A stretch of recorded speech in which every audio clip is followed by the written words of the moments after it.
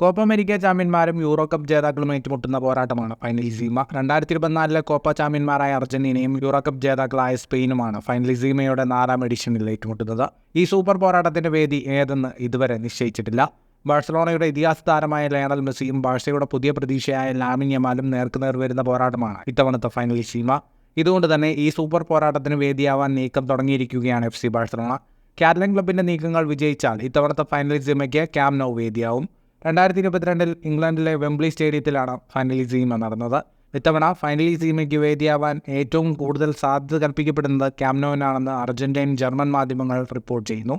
കൂടുതൽ കാണികളെ പ്രവേശിപ്പിക്കാൻ കഴിയുമെന്നതാണ് ക്യാമ്പ് നൗവിൻ്റെ സാധ്യത വർദ്ധിപ്പിക്കുന്നത്.